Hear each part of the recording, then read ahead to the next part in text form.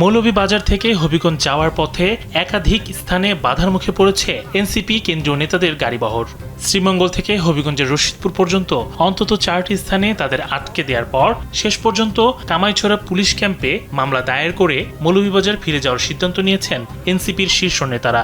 মঙ্গলবার হবিগঞ্জে এনসিপির পদযাত্রায় হামলার প্রতিবাদে বুধবার বিকেলে আয়োজিত বিক্ষোভ সমাবেশে যোগ দিতে যাওয়ার সময় এই ঘটনা ঘটে। স্যান্ডেলিনা সো রূপচর্চায় আভিজাত্য।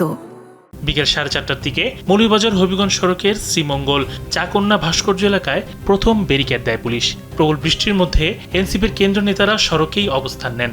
এ সময় এনসিপির আহ্বায়ক ও বিরোধী দলীয় chief whip Nahid Islam MP, সদস্য সচিব ও এমপি আক্তার হোসেন, দক্ষিণাঞ্চলের মুখ্য সংগঠক ও এমপি হাসনাত আবদুল্লাহ, উত্তরাঞ্চলের মুখ্য সংগঠক সার্জিস আলম, মুখ্য সমন্বয়ক নাসিরুদ্দিন পাটোয়ারি এবং সংসদ সদস্য ডাক্তার মাহমুদা মিতু গাড়ি থেকে নেমে পুলিশের সঙ্গে কথা বলেন। এক পর্যায়ে ব্যারিকেড সরিয়ে সামনে এগোনোর চেষ্টা করলে পুলিশের সঙ্গে নেতাকর্মীদের বাগবিতণ্ডা ও ধাক্কাধাক্কির ঘটনা ঘটে। পুলিশের বাধা অতিক্রম করে তারা হবিগঞ্জের দিকে রওনা হলেও রশিদপুর গ্যাসফিল্ড এলাকায় আবারও ট্রাক ফেলে সড়ক অবরোধ করা হয়। সেখানে প্রবল বৃষ্টির মধ্যেই সড়কে বসে অবস্থান নেন এনসিপির শীর্ষ নেতারা। দীর্ঘ 4.5 ঘন্টা পুলিশের সাথে তর্ক বিতর্ক ও ধস্তাধস্তির পর রাত 8টার দিকে এনসিপির আহ্বায়ক ও বিরোধী দলীয় চিফ হুইপ নাহিদ ইসলামের নেতৃত্বে এনসিপির নেতারা মঙ্গলবার তাদের নেতাদের উপর হামলার ঘটনায় অভিযুক্তদের বিরুদ্ধে মামলা দিতে মৌলভীবাজার হবিগঞ্জ সড়কে অবস্থিত কামাইছড়া পুলিশ ক্যাম্পে প্রবেশ করেন। হবিগঞ্জ জেলা পুলিশের এই তদন্ত কেন্দ্রে মামলা দায়ের করে তারা আবারও মৌলভীবাজার ফেরত চলে যান।